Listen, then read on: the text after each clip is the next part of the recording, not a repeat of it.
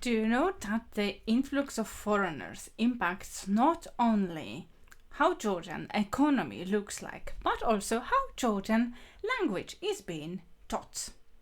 So let's talk today, in today's episode of the Caucasus podcast, about teaching Georgian as a foreign language in the context of changes that we encountered in Georgia for the last 16 years. And I'm sure it will be interesting for you, even if you are not educational specialists. And in the end, I will prove and show that Georgian language is not really hard to learn, it's just a belief created, and I will tell you really how it happened.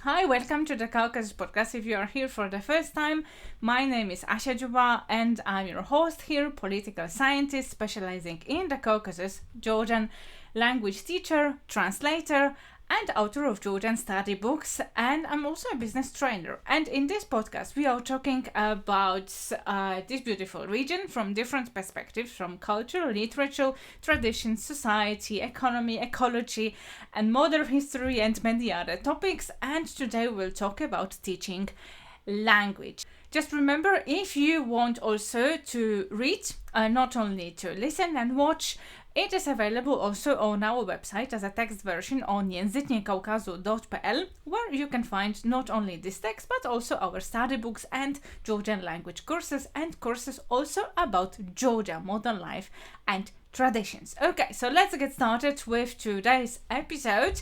And welcome in the next episode about Caucasus and in the Caucasus podcast. And this is episode a little bit special, let's say, because May this year I have been participating in an international conference, scientific conference about Caucasus, obviously at Warsaw University, and I was sharing then the results of my 16 years of research on how the Georgian language is being taught. So please note that this episode will be talking about teaching Georgian as a foreign language as such, not so teaching someone who had no or almost no contact with the Georgian language as such. And this is a little bit different than teaching, for example, Georgian as a second language. So it means the language to, for example, for linguistic minorities, about whose situation we are talking in the episode number 14, and I will here link as well this episode. You can go there and listen to it and watch it after today's episode. So when I shared online that I will be a speaker at this conference, I got lots of questions. Where can we watch it? I also want to know what is your research, etc. So that is why I decided to put it as a podcast episode. So maybe let's start with the fact and like entry points. I will be sharing the results of my research that I started in 2008 about exactly Georgian language and how it is taught. And the main methods I will be using, this is qualitative research I will be talking today about, and this is like numerous interviews with Georgian language teachers, the students, other specialists in the field. And please note that I have been also teaching Georgian for over 10 years now, and I have been studying Georgian for more than 16 years, so I'm a little bit on both sides here, so I can share as well not only my personal, of course, experience, but this is the like more scientific research as such. And additionally, I have been using some methods of participatory observation, and I have conducted a small couple of years ago small qualitative quantitative research as well. So the results of that I'm including as well in what I'll be sharing with you today. So that were the details for all the nerds and geeks that we have here with us. So in case that will be interesting for you, that it's not just like my thoughts and whatever. There is like long-standing research behind it. And if you have any questions, let us know in the comments. Let me know in the comments. I'll be more than happy to discuss it with you as well. Maybe you're also learning Georgian or teaching Georgian, so we can have a chat about it as well. So maybe with the first option, who studied really Georgian language until 2012 and how it impacted really on teaching Georgian as such in that time. So before the 2012, Georgia was visited mainly by the foreigners, I would say, who were coming maybe mainly for work or living there simply. Like it is a little bit different situation that we have right now. So the majority of foreigners in Georgia, they were diplomats or spouses from so-called mixed families. So which means when one of the spouses is not Georgian, the second one is Georgian, and they decide together to live in Georgia. And as a result, Georgian was taught as a foreign language, I would say mainly for work purposes, especially for diplomats and foreigners working in international organizations, who were required, for example, by the position they had in Georgia, to speak a little bit Georgian.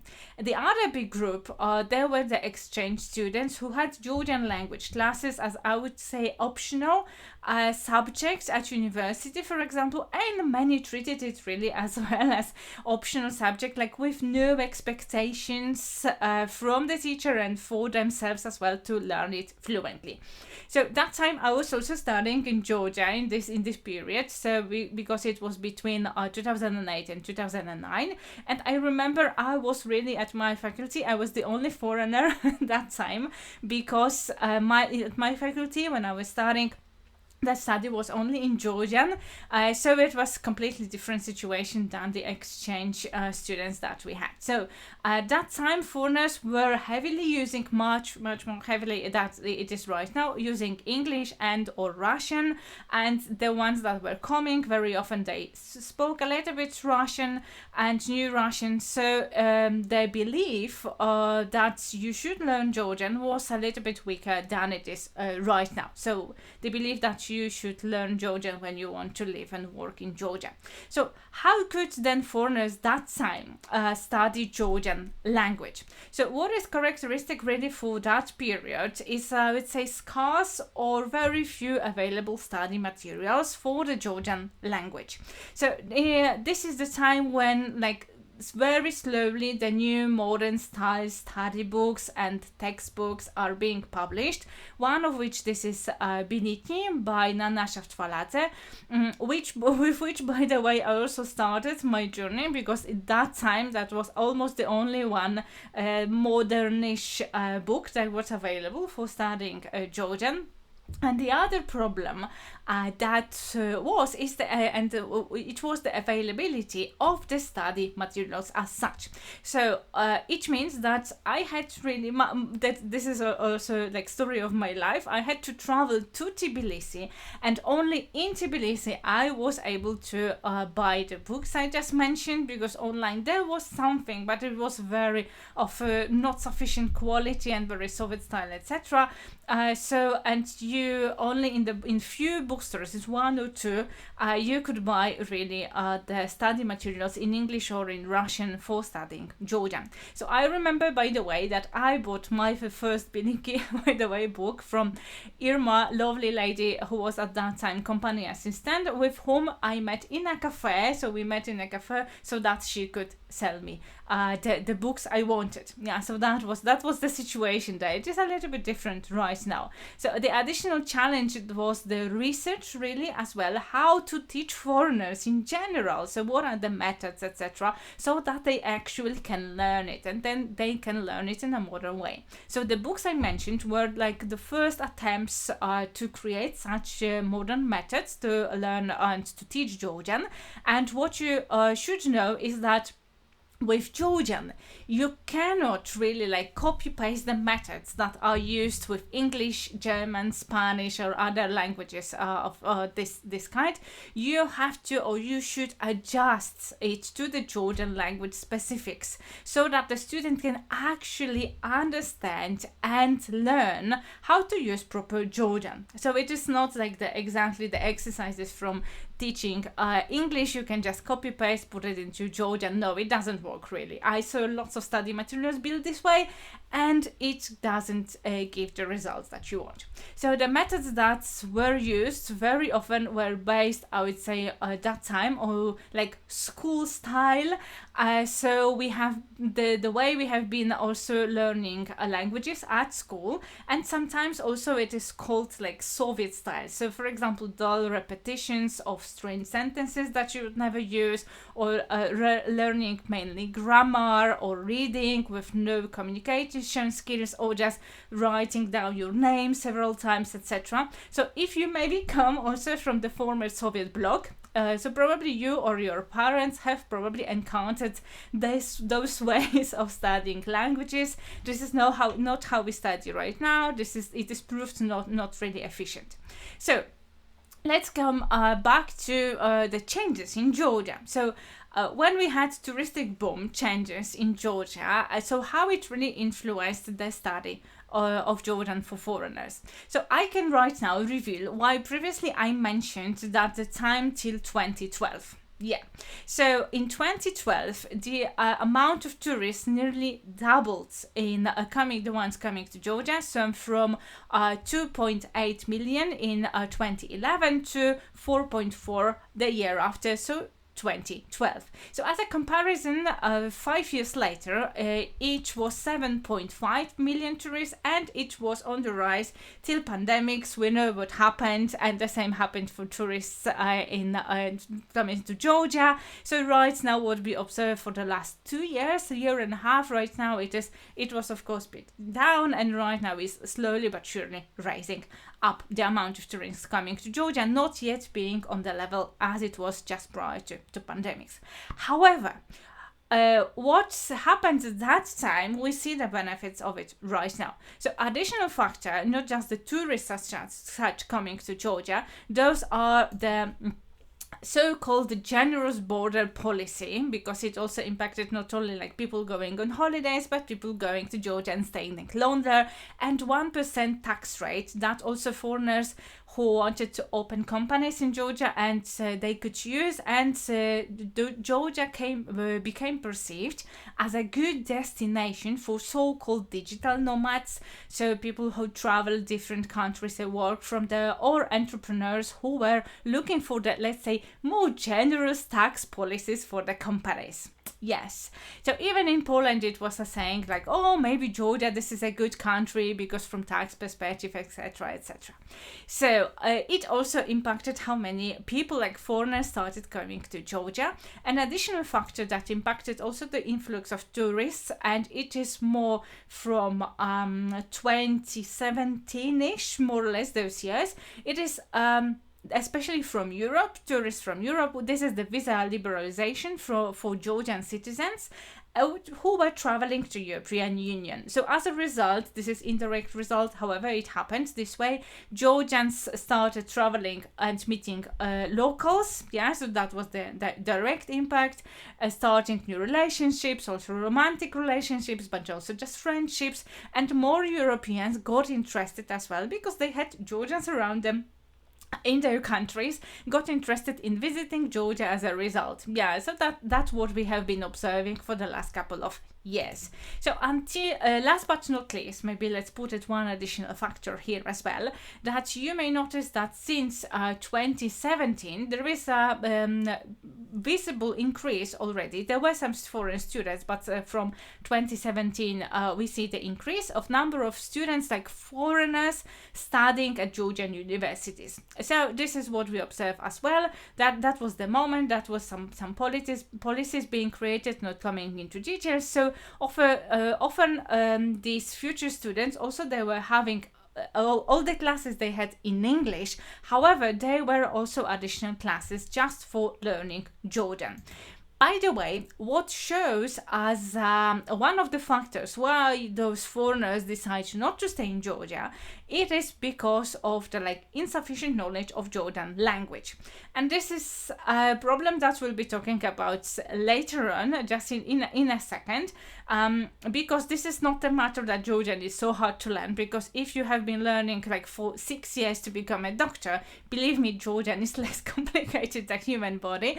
And this is just additional other factors that we say. However, the fact is that majority of students who are being surveyed, they said that one of the reasons, like one of the main reasons why they do not stay in Georgia and they go to work to other countries, it is because of the language barrier.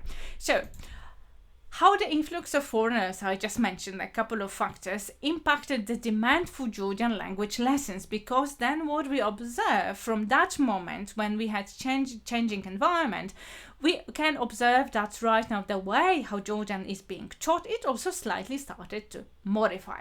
So firstly, what one observes is the increased demand for so-called, I would say, survival Georgian, phrasebook study materials. It doesn't mean that previously there were some of it.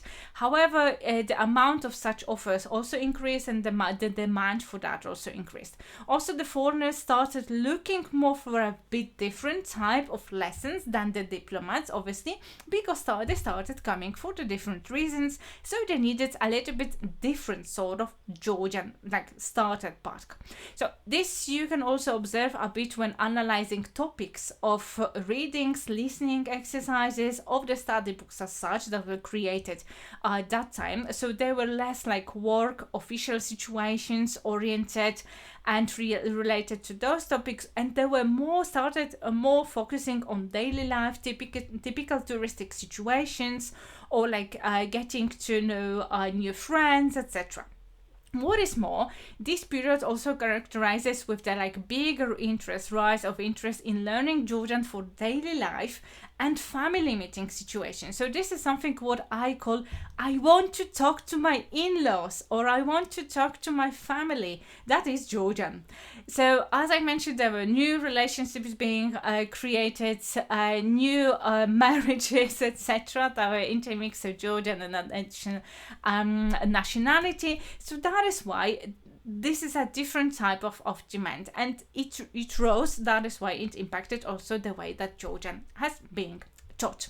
So people were gaining new friendships, new relationships with Georgians, and simply they wanted to be able to participate in the conversations that were going on around them. So it is not that someone has to all the time translate something for them.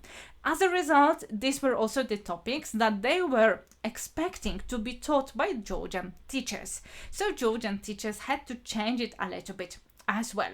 So for the last few years, what is also maybe interesting to mention is the development of course, internet, apps, mobiles, smartphones, all the devices or the facilities that we use in general right now, and foreigners also being used to modern study methods with those in other languages.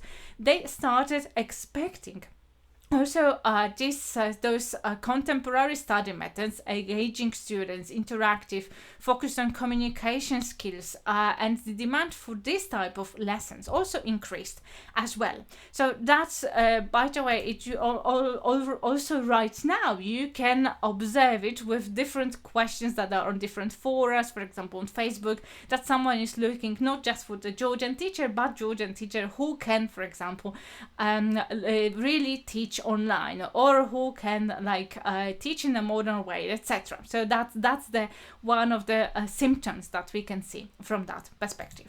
And last but not least, this is the recent years, I would say mainly also after the pandemic and after 2022 Russian attack on Ukraine.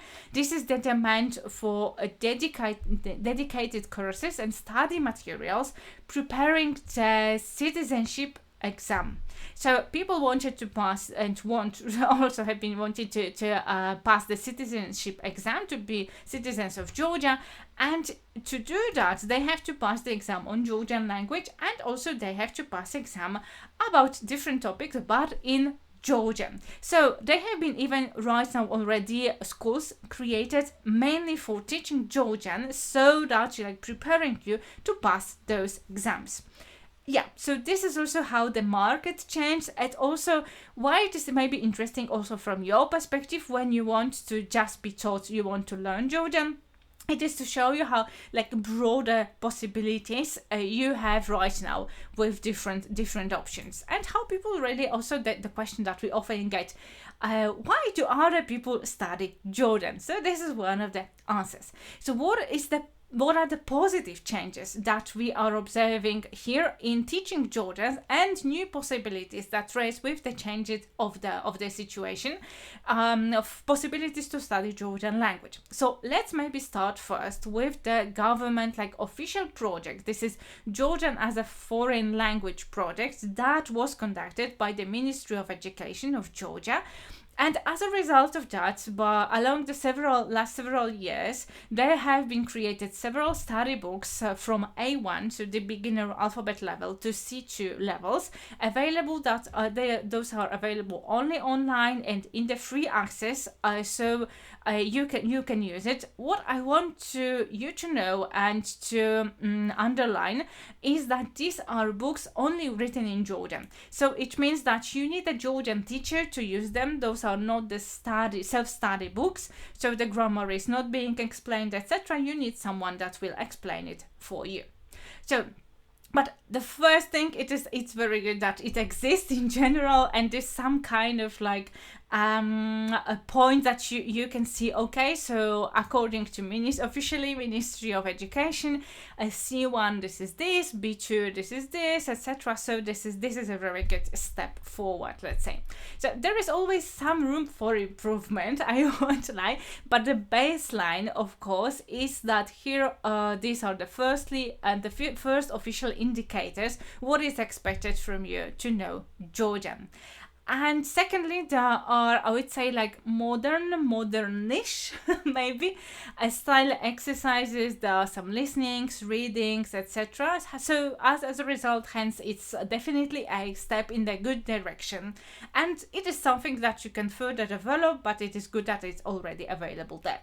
Additionally, there have been created postgraduate studies for teaching Georgian, which is also great, as a Georgian as a foreign language. So the Georgians, like being Georgian language philologists, they have opportunity to be taught in a like organized academic environment and being educated how to teach non-Georgians. It comes also with the creating like community or group of educated teachers who can exchange methods, do some research on the topic, which of course, thanks to that, slowly but surely results in the development of this branch of science as well. So the result is for you that you probably will get a better, more educated teacher, better lessons, etc. So it is not that each and every person they have to figure it out on their own. With more demand of Georgian lessons came also the increase of published study materials, and study books, some better, some not so much. But the benefit is that now the foreigners have some kind of a choice and can actually like use different resources to study Georgian. That's a benefit as well. So the majority of the published books are still available only in Georgia, with the very few available online. But they are, if you're in Georgia, you can buy it. And this is one of the reasons why I have decided like a couple of years ago that Języki Kaukazu, Languages of the Caucasus, so our publishing house and language school, will be full online and digital company. So no matter where you are in the world, you have an easy access to Georgian study materials of good quality. This is exactly because I know how it was that you are sitting in your country and you have to travel all the way to Georgia or ask someone to purchase you a study book. Exactly. So that is why we have decided to put our little step and to that for you to make it more available and possible. So as a result of the demand that I just mentioned, and the governmental academic programs open, there is increase also and have been increase of the native speakers offering Georgian classes, because from what I know, I'm one of the very, very few Georgian teachers who are not of Georgia Georgian origin. So if you are there, let me know, because I will be more than happy also to reach out to other non-Georgians being Georgian teachers. But right now what we observe, this is majority of Georgians who teach Georgian language. And I always say this, and I have to say it right now as well. Unfortunately, and it happens with all the languages, this is not just Georgian, of course. It is not enough to be just a native speaker, to be a good Georgian teacher or language teacher, because you may simply lack the skills and the materials to teach efficiently. So keep that in mind. And very often I also encounter that people come to us, not only are teaching, like learning Georgian with me, but also with other people in our school. So then they are saying, okay, but I wanted to learn it with my spouse, for example, but they were not able to explain me something because it was obvious for them. And it really happens the same with native speakers in general. So what I noticed is that some native speakers also treat this job as Georgian tutors more than teachers, as the temporary job, like temp job in between other professional opportunities. So the quality, you have to keep in mind that quality of such lessons varies, and this is a tendency I will see that I know seven languages. I have been studying right now, I'm thinking 16 different languages, so I can tell you it happens in all of them, and the same happens in Georgian. So what I recommend, if you are looking for Georgian teacher right now, is to ask about the background and experience of that person. But the benefit is that in general it is very good that this is a bigger pool of teachers, and they are more available online as well. So for example, teachers in our school and publishing house in Języcznie Kaukazu, languages of the Caucasus. So we have both. We have education in teaching adults, and we know how to do it. We know how to do it in a modern way because we have experience with different languages, different branches of business, etc. And we are just after many courses and studies how to do it, and experience in a modern way of teaching languages, and also understanding of the challenges that Georgian language may bring to the students of different mother tongues. Because if your mother tongue is English, or it is Polish, or it is Korean, or it is, for example, Spanish, then I know it from experience as a teacher, Georgian language teacher. I know that you may have different struggles because you compare it with your language. So that is also benefit if your teacher knows at least one or two other languages, or at least knows more or less what are the challenges. So last but not least, with the increase of demands as well, so the availability of free resources, for example, blogs, vlogs, the ones that we have, like our Georgian for Beginners series on YouTube, and accounts of sharing some knowledge of Georgian, it also increased. So that's something you may use, and it is a great like additional source that you can use as well, like a supplement for studying Georgian. And this is also something that came with not only like more people coming to Georgia, more people wanting to learn their like daily life Georgian, but also with, of course, internet and all the tech that development that we have been observing for the last couple of years. However, as we discussed in an episode about how to learn Georgian with Mr. Smith, that I will link it here for you, who created YouTube channel Barazgavia. So from what our discussion is also about, it is we have agreed that those materials, and we are both foreigners who learned Georgian, this is not a substitute of Georgian language course or Georgian language lessons with a teacher or with a professional Georgian teacher, but it is a great addition to the process of your learning. So it is also something that you can use right now, and this is also something that it has shifted and it has changed along the years. Also, one of the options that I noticed that many people has also used, and they are preferring right now, and this is also the change that we have observing for the last couple of years, especially the ones that are from different time zones, the Georgian, those are the self-paced courses. And so this is also a great opportunity right now available. And so you get like video lessons, exercises with answers, audios that you can use, and you can study whenever you have time. So for example, you don't have to use this 12-hour time zone difference, but you have just the lessons. You can learn it on your own, and this is also the way that our foreign, like people not from this European, let's say, time zone, or in general people who have just different types of work, they can study wherever they can, and they also, this is something that was not existing, by the way, couple like 10 years ago, for example. So they can study it wherever they want. So that is one of the reasons, because our students also like this option. We had some pilots about it, and that is why we have added self-paced courses, but we have added with a little bit of like modification. So we have also the direct contact, like asynchronous contact with a teacher that you have in case you have any questions. We organize live meetings that are recorded. When you get all the answers to your questions, you can ask the teacher anything in the course, and you get support in planning your study as well, because sometimes it's really hard to study on your own. So you can actually learn with the course that you have bought. So that's an option as well, and this is like a new thing that was not there available several years ago. And what works well as well, what we have observed right now, the self-paced courses are great, and also combined with, like, blended with one-on-one several conversation lessons. So for example, when you study on your own, like one unit, like piece of information, and then you have a conversation, like 20 minutes to practice speaking about it. So this is like, and also practice it with interactive exercises. So those are, I would say, the recent modifications of how Georgian is being taught, and how really you can study Georgian, and this is what brought us like the last couple of years. So let's look right now, the last part, what I want to share with you today from my research as well, and the analysis that we have been conducting in our company. So I think that may be interesting for you as well.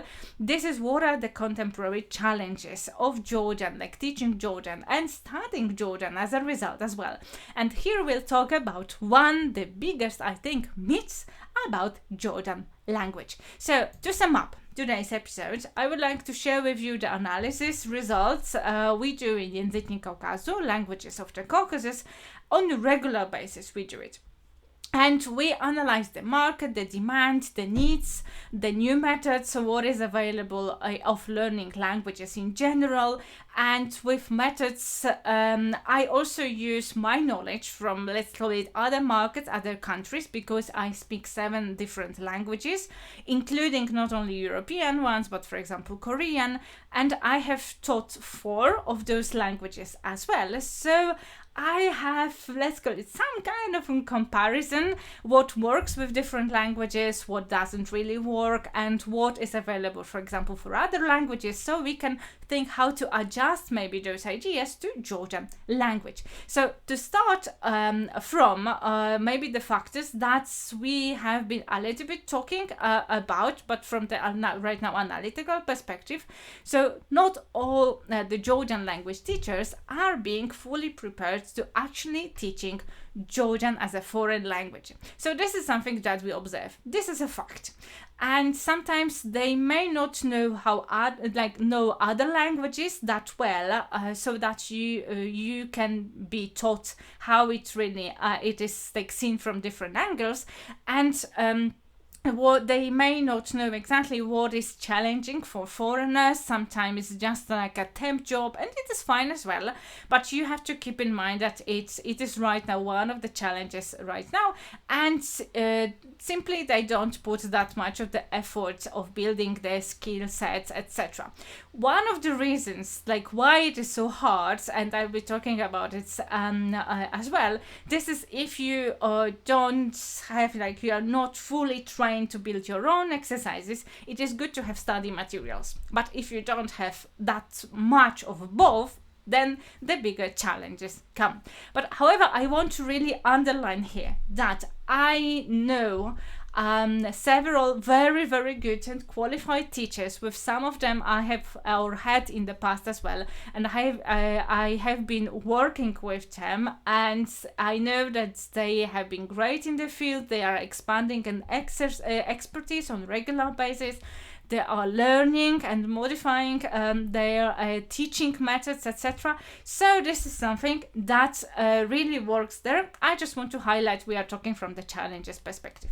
So one of the challenges that we still have, this is still limited amount of study materials and official study materials as well that are fully adjusted to studying and teaching Georgian as a foreign language. Not that much for Georgian as a second language, because the methods there are simply different. So what I observe right now, this is more adjusted, and it is obvious why it happens, because there are more demand for learning and of the language minorities living in Georgia, or Georgian children who are from so-called, let's say, mixed families, and they hear Georgian at home, but they don't study it at school, for example, because they are living abroad. So the programs for studying Georgian as a second language exist, and they are also going into a good direction, let's say, and then they are developing.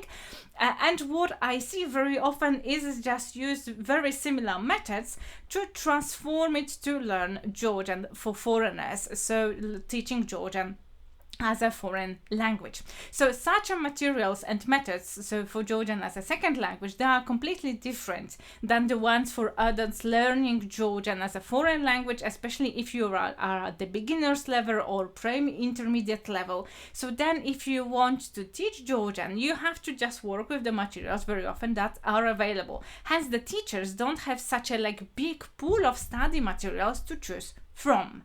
And it's just is interconnected. So the last one connected with it directly, this is often teaching methods are not adjusted and transformed into the specifics of learning Georgian, but often they are copied from European languages without that much of adjustment, or even with no adjustment. I can tell you that because you know already that one of parts of my job, this is to analyze different study materials, etc., and this is what I do as well as a part of the research. And I can just tell you after a couple of exercises or a couple of units that this was probably not translated. And the reason for that, why I know it, because I'm also a foreigner who went this path, and I know what was challenging for me. I know several languages, I have experience with teaching different nationalities, so that is why I can tell you very often quickly. So this will be challenge, this will be not understood at the beginner's level, etc., why it happens. So hence the students get the study materials that may be challenging to learn as a result, or practice the specific, it will be challenging as well to practice the specifics of Georgian verbs or cases, and it will be not understood what happened in the sentence, why it is changing, etc. So the next tier of challenges, I would say, right now we observe, it is directly resulting from what I just said, the study methods are not fully adjusted to new technologies. So new teaching methods, for example, micro-learning, visuals, a mobile approach, interactive exercises, etc. So it doesn't really mean that your lesson should be just app-based and nothing else, but it should be adjusted to, I would say, the way how we right now concentrate and we gather information as human beings, and our concentration time spans as well, the ways that we are just used to with other languages, with other pieces of information, and the way this is what I think of. It is more like the teacher's mindset to be prepared for that, and not just the focusing on the tools themselves.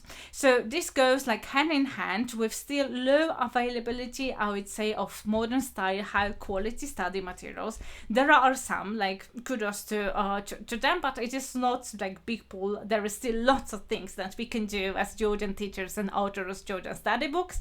And for example, that's for our students, we have been creating, and we have created already a big pool from scratch of all interactive exercises, study materials, audios, etc. that we have recorded for our purposes, exactly to step by step teach you Georgian at the beginning, mainly because we just needed it for the lessons, and that was the root cause why we have the study materials and the study books. And as a result, we decided that, okay, so maybe not only for our students, but we can maybe publish it for a wider audience in a form of how you can find it on our website right now on języknikaukazu.pl, of like our study books and online self-paced courses. Exactly, that was the materials that we firstly built for our students that we have on our group or individual language courses. So however, to create such, like, let's be real with that, to create such, you need to know how to do it, you need to have time for that, and of course you need to have money for that. So it is not something, and I don't expect anything of that happening, like being done, but each and every teacher of Georgian language, especially if it is just part of your job, it is not like your main profession that you do. So this leads us really to one of the results, like all those things come up, like to one belief, the belief that the Georgian language is hard to learn. Exactly.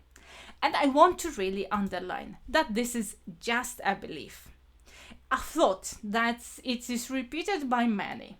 And all my analysis, comparing with different languages, all the interviews that I did, all the interviews with students, all my experience as teacher, and other my friends' teachers' experience leads to one of the conclusions that Georgian language is for sure different. It is different than the majority of other languages that you know. As I mentioned, I know a couple of other languages. I know several European languages. I study Armenian, I study Azerbaijani, I know Korean. I had some experience with Vietnamese and Japanese, like learning those languages. And I can tell you that Georgian language is not really harder to learn as those.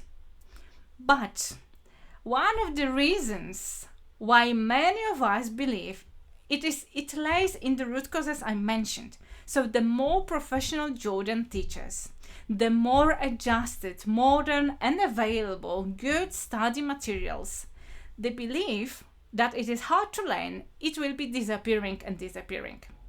So I saw similar patterns with several other languages, and I'm more than sure that in future it will happen as well with Georgian.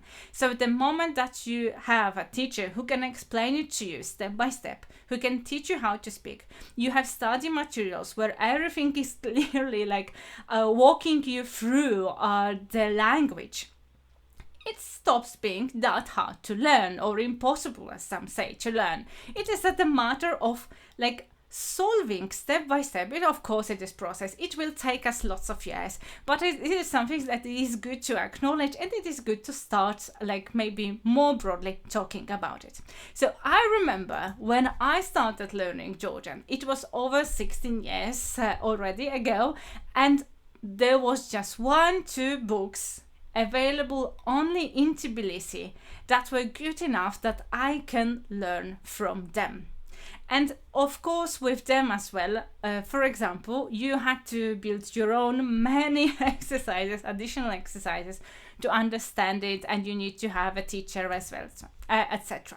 So I compare it what is available right now with that situation, and I'm really so proud of all the work that has been done along the years by lots of Georgian language teachers, and also part of that what we did and we have been doing so far in Języcznik Kaukazu, languages of the Caucasus. And I'm very happy that we also can contribute to that, to the process of making Georgian study more approachable and available for you as well.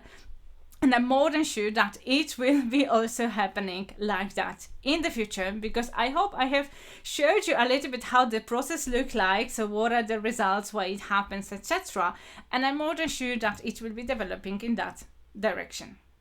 So I'm really curious, what are your thoughts about it, and whether there was like any part that made you think, interesting, I didn't know that. So remember that we are preparing the Caucasus podcast for you also to get a like reliable news and analysis of the Caucasus. You can watch and right now go to other episodes that we have already on YouTube. We are also in the podcasting apps. And remember that each and every episode you can also read and see on our website on języknikaukazu.pl.